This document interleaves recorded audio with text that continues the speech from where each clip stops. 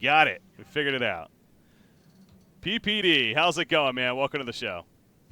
Hey, I'm good. Thanks for having me. Thanks for including me in your broadcast.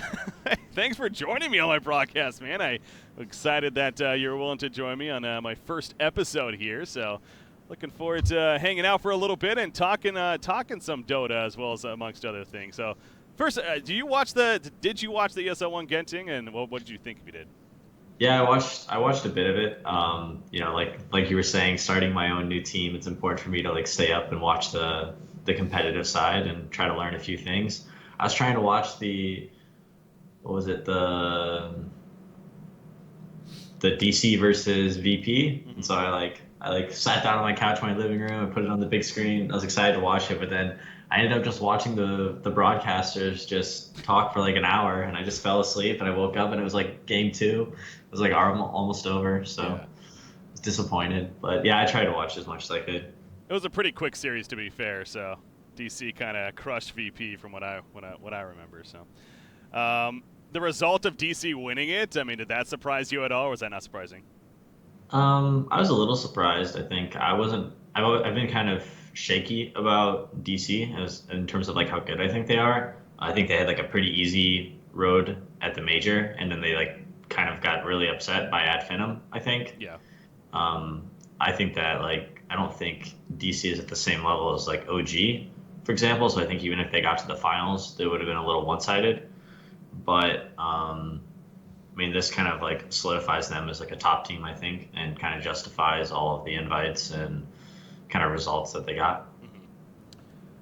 Mm-hmm. Watching 7.00 Dota, it must be interesting, kind of seeing all the changes and everything. Was it exciting for you? Did you find it entertaining, or were you a little not sure? Um, I don't know. I always welcome change. I'm more keen to ideas and concepts that make the game simpler, so that way newer players can get involved, and that can increase the popularity and the exposure that Dota has. I think one of the biggest problems with Dota is that the learning curve is so high. So anything that kind of makes the game more complicated than it was previously is not a huge fan of, and I don't know exactly where this patch has fallen in terms of that because I'm someone who understands Dota. So maybe I'd have to ask like people that are new to the game, Yeah. in terms of like on like a scale of 1 to 10, how easy is it to pick up Dota? And then you ask someone that now, and you ask someone that previously, and see kind of where that number lies. So I'm not totally sure. I think the game got more complicated though, so I'm not a huge fan. Um, but regardless, it's change and it keeps the game fresh and exciting, and that's fine. And for me personally, um, I've kind of just grown to like accept the patches, and I just like, oh, I'm a competitor. I'm a Dota 2 player. If this is what Valve wants, this is what Valve gets. You have So I no just have to say. learn. Yeah, I have to learn it, and I have to, be the best I can be on what the current game is. And I think that's the best attitude to have, right? Like it kind of sucks, just having to accept that, I guess, to an extent. But at the same time, if it is something that you're relying on as far as making a living out of, even and being a competitor, you gotta roll with the punches, especially just make the changes rather than complain about it. So it's good to hear that. Good to hear that. All right. So enough about that, though. I want to talk about you, PPD. That's why we have you on, after all, on the show here. So I was just talking about this new team, Wanted. Clever name, by the way. What was the deal with the name? How did that come about? That was Kiro's idea. I think he like has thought about the idea of making his own brand before, and maybe that's kind of why. Because like he immediately knew like what name he wanted. He knew what kind of logo he wanted. He knew what colors he wanted. So he kind of just had it all figured out, and I just made it happen for him. Okay. So right off the bat here, I want to be clear. So Wanted, this has nothing to do with EG organization, correct? It's a separate entity, a separate team. Yeah, we're very separate. I think right now we're still trying to feeling out this roster. I think that there could be potential for us to kind of line up as kind of like an EG like junior or EG like B or EG Red or whatever you wanted to call it, kind of like a, a second team. Like not that's not a possibility. But right now we're just playing, and maybe we'll qualify to a land, maybe we won't. I'll just have to wait and see. So nothing to take too seriously. I think that if we signed up as kind of like the EGB team, there would be a lot of expectations on us, and that's not what this team is really about. We're all just like a group of guys who like playing Dota and we want to keep playing Dota and we'd love to participate and compete in all of these great tournaments that are happening. So maybe when we get good, we can kind of like actualize our potential and maybe make a change at that point. But for now, it's just something that's very, um, we don't know what's going to happen. Yeah.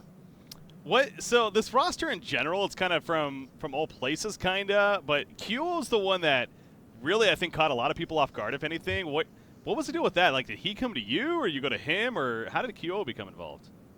So I've been talking to QO for almost like 2 years now. All right. After every big shuffle, it's kind of funny how it works because after you're playing in these majors or you're playing at the international, and as soon as your team is eliminated, immediately you're a free agent, and you start messaging pretty much anyone and everyone you want to see what's going on with this new shuffle and where you might find a team. So QO is someone that I've been talking to, and it's someone that I'm really excited to play with because I kind of had wanted to play with him in the past, but it just, I already had such a good roster already with the current EG, and there just wasn't an opening for him. And there's been like a couple players like that that have constantly messaged me almost after every like major or something just to see what's going on. So Kyo is one of those guys that I've been talking to for a while, and it just so happens that we have this unique opportunity to work together now that I'm kind of have like a fresh start in terms of the Dota roster. Yeah. Awesome. Well, it's obviously a great player, and it'll be fun to see how he fits with everyone else right here. So, all right, I want to get into another question here, where one of the things that was brought up when this even was first announced, and I was part of this train of kind of bringing up the discussion of conflict of interest. You're the CEO now of EG. You just formed a team that isn't necessarily fully EG. It's kind of, maybe as you're getting at, not 100% sure. But the point is, you're playing on another team that can very likely compete against the team that you're the CEO of. What is your response to the conflict of interest debate here? Sure. I mean, there's definitely a conflict of interest. I definitely agree. I'm not trying to say that there isn't. It's like me as a CEO. I want our current EG roster to do incredibly well. I want them to have the most fans. I want them to have the most exposure. I want them playing in all the finals. I want them holding the trophies. And if I'm playing up against them in a tournament and I beat them, I'm obviously preventing them from doing that. So there's definitely a conflict of interest. That being said, we're not EG. I don't think we're anywhere near as good as they are. They shouldn't lose to us. And if they do, then they're not the best team. And this is definitely something that I talked to, current EG management. I talked to a couple of the Dota players about just to make sure that they were okay with it. And everyone was totally cool with it. I think that the spirit of competition kind of outweighs conflict of interest when it comes to Dota. We saw like LGD playing versus LGD Young at the Boston Major, and it's a little bit different because I am like a part of management and I have an ownership stake in the company.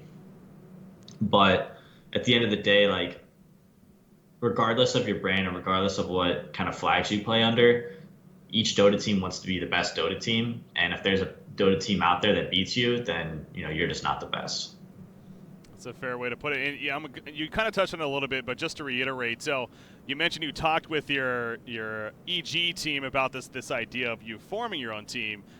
So it sounded like that they were cool with it, and talking over with them that they're good to going on the same page with you. Yeah, I think a lot of the reasons why I wasn't on the current iteration of EG is because we needed someone like myself to help run the company. It was necessary. We have this brand new company, totally separate from Twitch, totally separate from Good Game, and we have almost 20 contracted players, and there's people are flying all over the country every day, and we just have no one to kind of organize everything. And this kind of making our own brand or separating from Twitch has been kind of my project ever since TI4. So it just made sense for me to kind of slot in for this position. But now that things are getting a little more stable and we're kind of coming out of the chaos of this divestment, Yeah. I definitely have a little bit more time on my hands, and I think that everyone recognizes that. And I'm still friends, and like I'm still good friends with all of the players on EG, and we always have fun hanging out at events, and there's no kind of like animosity about me not being on the roster anymore. It's just, we all love Dota. We're all competitors. We shuffled between like 6 or 7 players for like 3 years almost, and we won a stupid amount of money together. So it's all love. So It's so good. so you're still buddies with Sumail's the point. You're still buddies with them. Sumail and I have always gotten along outside of the game. I think that in like a practice setting, I was a little bit. I've always been very strict leader, I guess. And I Okay. think one of Sumail's biggest struggles is his practice ethic. So occasionally I would kind of get on him about like, hey, like, we're practicing now, like you need to give 110%. And Sumail being 16 years old, wasn't totally there yet, which is totally understandable.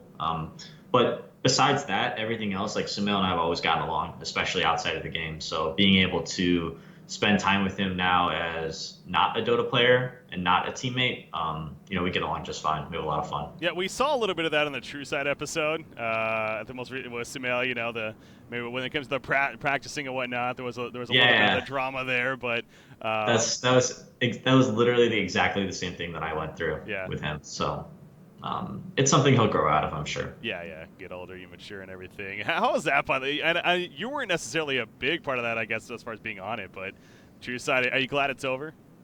I'm glad for the guys it's over. Yeah. I think that it was a really great opportunity, especially I think it came out really well for Sumail. I think people kind of saw the more human side of Sumail as he kind of developed this, bad reputation off of a couple of like questionable tweets and a couple of questionable walk down mid feeds.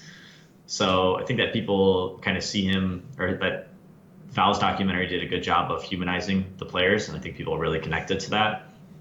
Also, now that they're done with kind of this Valve True Site thing, we can kind of start doing kind of our own content ideas. It was just to do our own content ideas with the Dota team. It was just way too overwhelming because Valve was just always there. What happened to the carts, the go-karts, man? I don't know what happened to the go-karts. I'm really disappointed because so they showed me a 3 minute, like, because what they would do is they would take all of the uncut footage and then they would send it to a company, and that company would cut it up into kind of like 4 or 5 minute segments, and then they would send it back, and then they could use whatever cuts they wanted in their True Site, their 30-minute episode. So I got to see like the 3 to 4 minute kind of cut of the go-kart scene, and it is amazing. I was like, this is so good. Like this whole True Site thing was such a good idea just from seeing this one 3 minute clip, and I was just so disappointed that it never got into any of the documentaries. So I hope at some point they like release that, but I don't know if they would even do that. Maybe on the DVD edition that they released, the director's cut, perhaps. Who knows? Maybe it'll show up at the next major. Maybe it'll show up at TI. Yeah. I mean, they just have it in their records. It's not like it's gone. So Yeah. maybe I'll try to ask about it. It's there forever. I'd like to see that.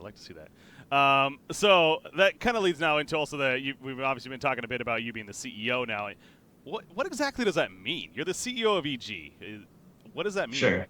What does that mean? I'm the big boss man, I guess. I have final say on a lot of things. I'm more so just a facilitator of, I make sure that everyone's getting their job done.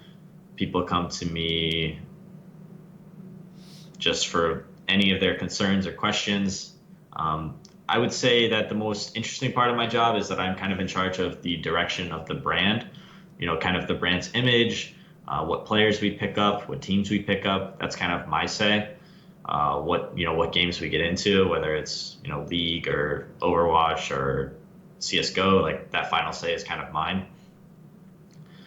Does it feel weird saying like League, when you're a Dota 2 player, but now you have to think as a CEO, right? Like, I mean, it was kind of taboo, a few years ago, but there's no denying that League of Legends is like the top esport game, and I would absolutely love to have a League of Legends team in the LCS. Yeah. Just waiting for everything to kind of work itself out, I guess. Okay. Maybe someday. Someday. Is there any other games that come to mind? Obviously, League, as you mentioned there, but is there anything else that you would like to get involved in that you're not yet? There's some popular titles out there. I'm super excited about fighting games this year. I think that's really, really going to be huge this year. I'm really excited for our Smash player PPMD to kind of get back into the game. I love Smash. I played it as a kid all the time, so I'm excited to, watch him play and have someone to cheer for. Um, the new like Marvel Infinite is coming out in the Yeah. fall. And we have like Chris G and K Brad, who are like two of like the best Marvel players in the world.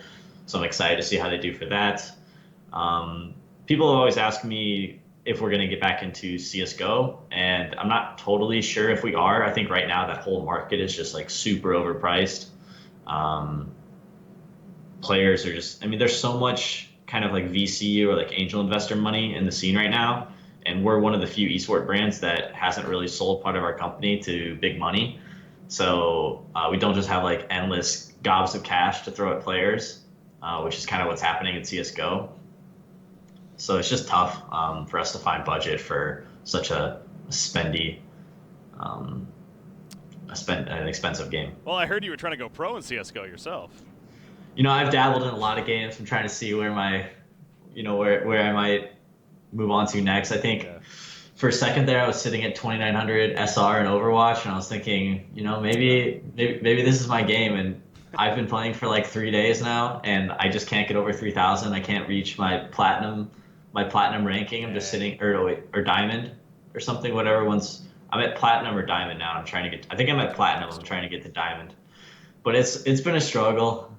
I I don't know. It's been a while since my matchmaking rating in a game has directly correlated to my happiness in life. So I'm taking a break. I played some Skyrim last night. I just needed some time to myself. There you go. Yeah.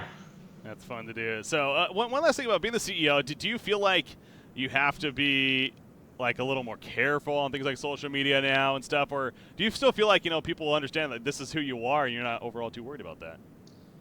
So I like that I kind of have a personal brand Yeah. behind my name. Not kind of this anonymous CEO that a lot of other brands have.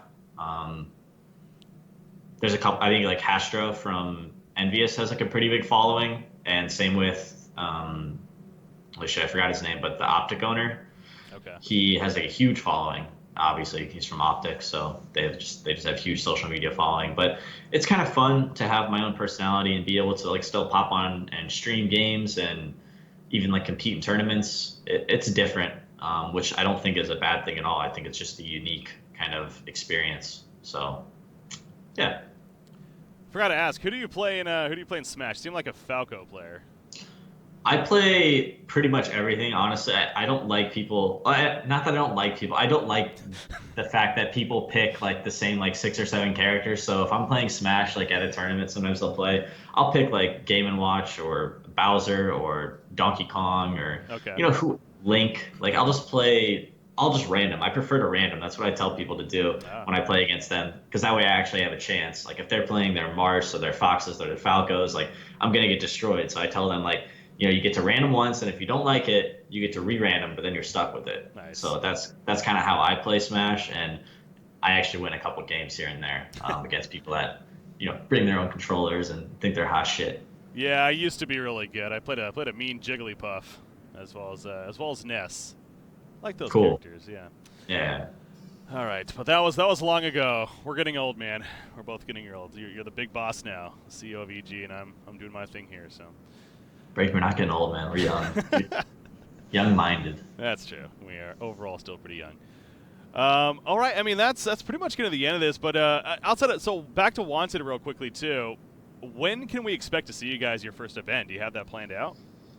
Well, we wanted to announce our roster as soon as possible. I guess like the roster locks are coming up, so we wanted to get it out a little bit earlier. Supposedly, there's supposed to be DAC qualifiers at the end of this month, which just haven't heard anything about. But we wanted to get our roster out there. That way, hopefully, we get an invite to that qualifier. And so that'll probably be our first matches. And like I said in my video, we're not going to be playing in a ton of tournaments, mainly focusing on kind of major tournaments like DAC and Kiev Major and the International. So we'll just have to wait and see what comes up and what we get invited to. It's all dependent on what my schedule kind of allows me to do. But if there's a good opportunity to play in a tournament, we'll definitely play in it. Where do you see your potential as far as a North American team? What's the list? I mean, obviously, I see you got EG and a DC up there, but Are you next in line, or what's the deal? Um, I don't know. I don't know if we're up to that kind of. I've kind of put like NP in complexity almost on like the same tier, maybe NP a little bit higher. Yeah. Um, I don't know. I really don't know. We're gonna have to wait and see, and we're gonna have to play together. But I think with a player like QO, being as good as he is, I think that we can definitely kind of reach that NP complexity level. Hopefully pretty soon. What's your favorite support hero to play in Dota 2 right now? 7.0. Um, Pudge. Yeah?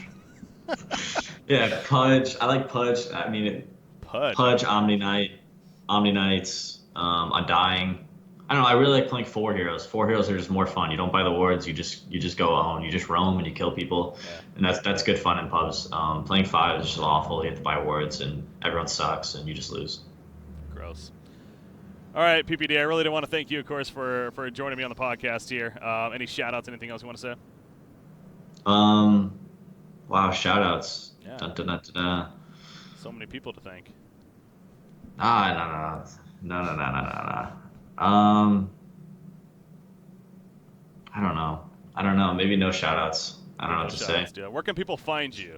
How about Shout out that? to shout out to Monster Energy. Really just changed my day, bringing me up. You know, when I hit that like 8, 9 p.m. and I haven't had a nap, Monster Energy's there for me.